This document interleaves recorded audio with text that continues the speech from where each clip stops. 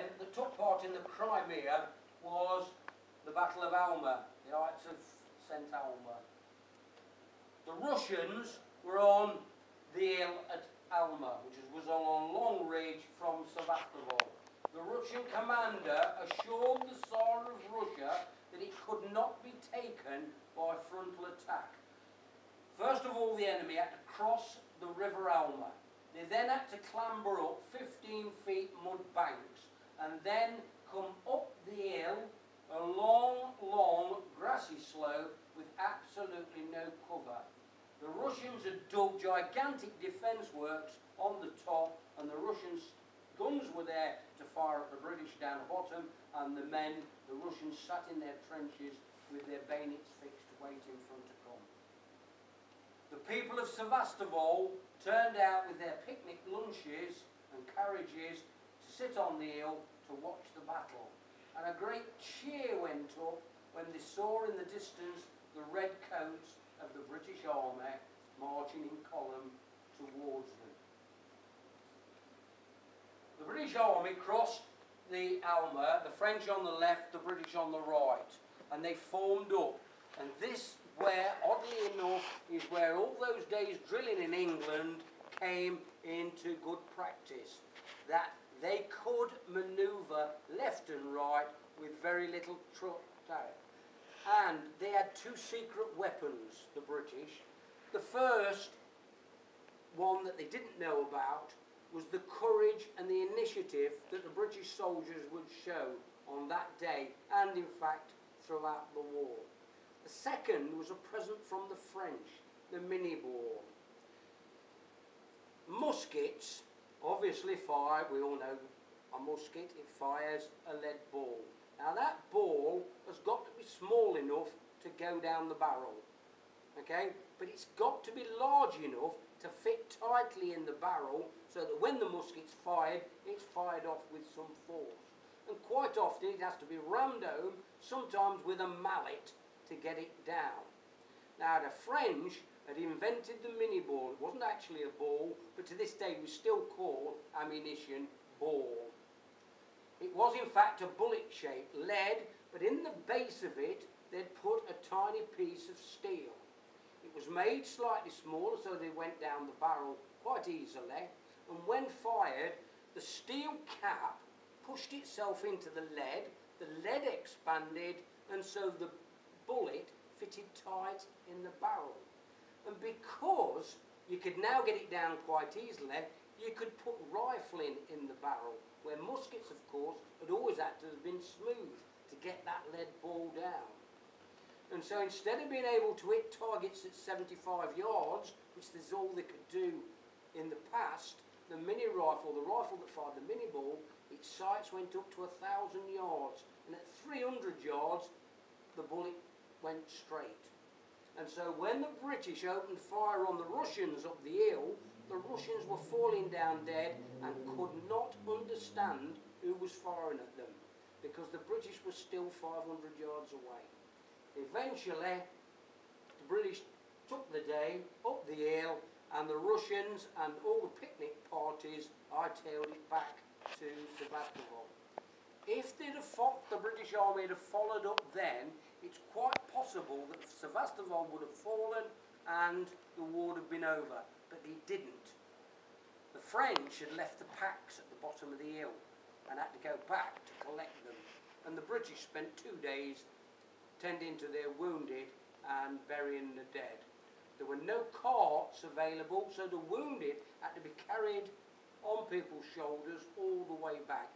Everybody knows, of course, about, if you know anything about the Crimean War, you'll know about the suffering of the people that took part in that war. And if I could find, I'm not going to be able to find it in this dark, am I? Doesn't matter. And so there was the Battle of Alma. And I said before, Balaclava was always very susceptible from attack from the Russians. And on the 25th of October 1854, one of the most famous days in British military history, infantry, it happened. The Russians, in an absolutely marvellous move, in the early hours of the morning, crept out of Sevastopol with the intention of attacking Balaclava. And when I say crept out, 22,000 infantrymen, 3,400 cavalrymen and 70 artillery pieces crept out and down the valley towards Balaclava. Balaclava, the immediate defences round Balaclava were the Turks, and they were manning guns supplied by the British, and the Russians easily took over these gun positions from the Turks. And the only thing then that stood in front of, between them and Balaclava, was a single British regiment, the have we got a jock in the room? Sutherland Highlanders. Right, facing 3,400 cavalrymen, and instead of forming a box, which was normal tactics to repel charges from cavalry, they, of course, we all know, spread out into files along the hill. And the commander shouted, "There is no retreat from here. You will die where you stand." And stand they did. The thin red line, in fact, was a phrase coined by the reporter from the Times, who was there at the time, but he in fact said the thin red streak, and he sent that back to his editor, and the editor didn't like the word streak and changed it to red to line, and so it entered the kind of English language as the thin red line. The Russians cantered down the hill towards them and couldn't believe what they saw. Why was, there were only 550 of them, they were so depleted by disease. Why was such a small force standing there in front of all these cavalry? And as they got closer and closer, they got more and more worried about it. It must be a trap. There must, behind this thin red line, must be thousands of people waiting to ambush us. And so the Russian cavalry hesitated. The Jocks opened fire, and just twice, and the cavalry turned and ran. Or galloped, should we say. Who should then turn up but the Every Brigade? The Every Brigade was part of the cavalry, and the Every Brigade then formed up in front, once again, in front of the Russian cavalry, outnumbered 8 to 1. Just 500 of them against 3,400. And again, the Russians cantered down the hill towards them. But what surprised them was that the officers of the Every Brigade had their backs to them, and they seemed to be more concerned with getting everybody in a straight line than the fact there were thousands of Russians coming down the hill. And again, the Russians couldn't understand it. The Every Brigade was commanded by a man called Scarlett. And Scarlett, in fact, had never been in action before and probably didn't know any better. Anybody else, of course, would have not have stood the ground. It's interesting that after the battle, Raglan sent him a personal message, "Well done, Scarlett," and it said that his men burst into tears. And I just think that's just so sweet. Anyway, the Russians get halfway down the hill and can't understand why these people are still there, and all they're interested in doing is straightening the line, and so they split into two with the intention of outflanking them. And at that moment, Scarlett gave the word of command to charge, and the Every Brigade, that is the Every Brigade, charged into the Russians, and somebody high on the hill who was watching it said it looked like a spot of blood on a grey blanket. There were so many Russians and such a tiny force of British cavalry right in the centre of them. The swords of the cavalry would not penetrate the greatcoats of the Russian cavalry. They were so thick. You would have needed an axe to get through a Russian helmet. And so the cry went up, "Slash at their faces, lads." and eventually that spot of blood got larger and larger, and eventually the Russians again turned tail. And you can't see it on this picture, but if you look at it in closer detail, you can see that the whole of the picture is a mass of grey uniforms with just these few red uniforms. The Russians then again fled, and the Light Brigade was told to follow up. But unfortunately, Lord Cardigan had been told earlier on in the morning to stay where he was, and that's exactly what he did. And so, but obviously their afternoon was to come. The Russians then withdrew behind their guns, and we've all seen the film, haven't we? The Valley of Death. There's a long valley. On the top are the Russian guns and all the Russian cavalry. Down one side, all the Russian infantry. Remember, there's 22,000 of them. And on the other side is the guns captured from the Turks. And down at the mouth of the valley, Lord Cardigan stands there with the Light Brigade. Raglan, high on the hill, can see the old scene. And he sees the Russians are bringing up block and tackle to tow away the guns that they've captured from the Turks. And he figures that they've had such a pounding that day that quick decisive action will put an end to the Russians. So he sends down the message to Lord Lucan, who of course was in charge of the cavalry, all of the cavalry, for him to charge the guns. And he meant, of course, the guns that the Turks had lost earlier on. But the order wasn't decisive enough. It left the commander to use his initiative. And if there was one thing that Lord Cardigan hadn't got, it was initiative.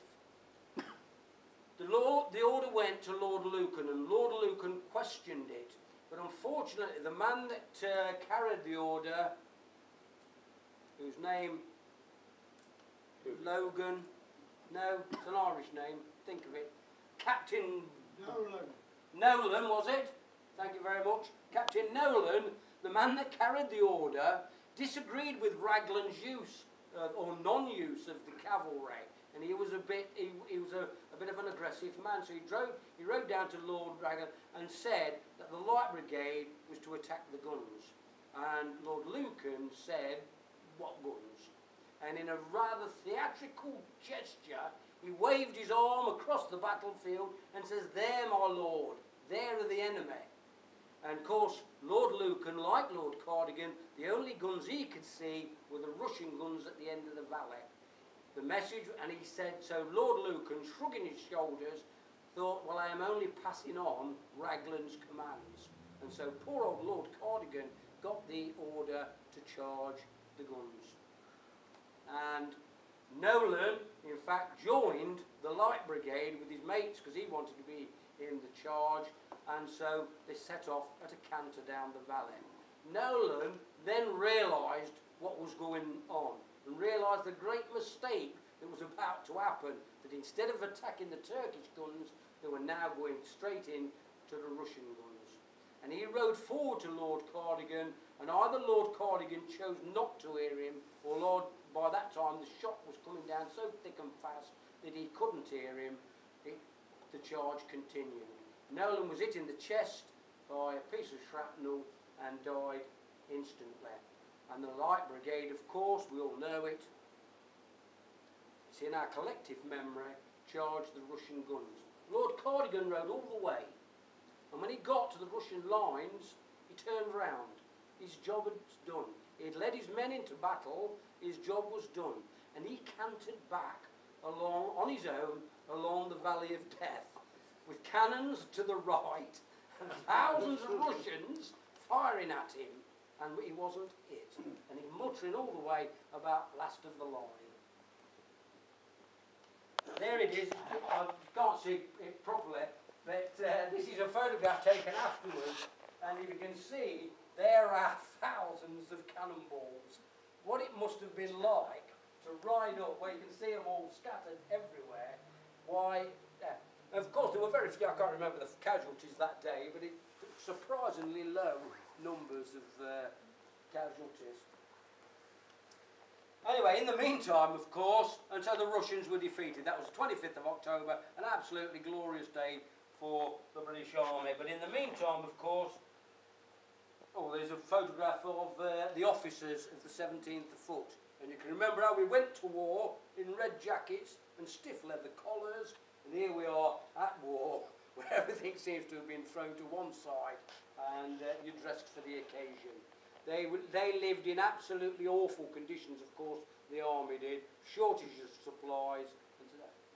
The other thing, of course, is that by the spring of 1855, of the 60,000 men that had gone, 43,000 were either dead, wounded, or in hospital. And only 7,000 of those 43,000 had actually been injured by the enemy, and all the rest struck down with cholera. The telegraph had been invented. That's Telegraph, not the Daily Telegraph. And so reports got back to England. And in the past, when you heard about massacres 3 weeks before, well, 3 weeks ago, but now the public were hearing it firsthand. And the first of people that were appalled were the businessmen, the readers of the Times. These were hard-nosed businessmen who profit and loss, who wanted to know about waste. And we've all, there's loads of stories about what was going on. The procurement procedure had been made so difficult by the Treasury that every man and his dog had to sign the cheque before anything was released. There's a story about at one time the whole of Balaclava Bay was filled with cabbages because the captain of the ship had arrived without the proper paperwork to unload them. And in his disgust, he dumped them in the sea, while people upon the hill were starving. And the public were absolutely appalled about what was going on. Societies were formed all over the country to raise money to send comforts out to the troops. Florence Nightingale, who, as we all know, went out there and carried a lamp. But she didn't actually carry the lamp, it was a 12-year-old boy soldier that carried the lamp for her. And a gentleman called Sawyer, a French chef, they'd already had dealings with the British government because they'd sent him to Ireland a few years, when was it, 1845, Irish famine, to concoct a cheap soup to feed the Irish on. And he went out there and reorganised the catering for the British Army. And then, before then, of course, every man got a cabbage leaf and a bit of meat and they cooked it themselves. He, in fact, organised that. And he invented a stove called the Sawyer stove. And that stove was still in use in the British Army when they went to the Falklands all those years later. So it must have been good.